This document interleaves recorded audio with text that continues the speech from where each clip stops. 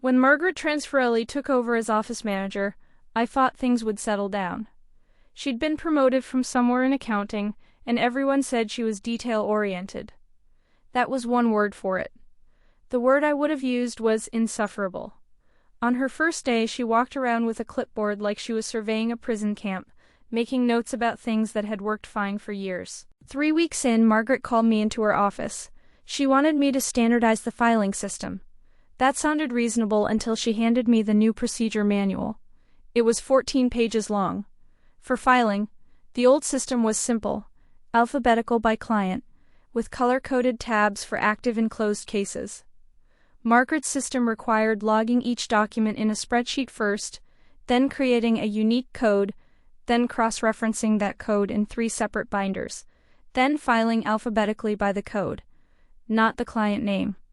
And every single file needed a physical signature log, even for internal memos nobody would ever need again. I tried explaining that this would triple the time for each file. Margaret said I was resistant to improvement and that her system was non-negotiable.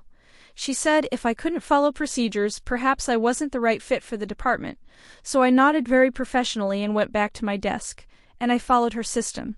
Exactly. Every log entry, every cross-reference, every signature line. Within 2 weeks, my filing queue had grown so long that boxes of unprocessed documents were stacking up in the hallway. The other departments started complaining they couldn't find anything. Margaret demanded to know what was happening, so I showed her the 14-page manual and highlighted every step I was following perfectly. She stared at the paperwork for a long time. Margaret streamlined the system the following Monday, cut it down to 2 pages, removed most of the cross-referencing. She didn't say sorry, she just said she'd identified inefficiencies. But when she walked past my desk that morning, she slowed down for just a second. Just long enough for me to catch the slight grimace. I'd like to think she learned something that day about the difference between standardized and impossible. I finished processing the backlog by that Friday, and the filing cabinet hasn't been touched by her clipboard since. I still keep a copy of the original manual in my drawer, for nostalgia.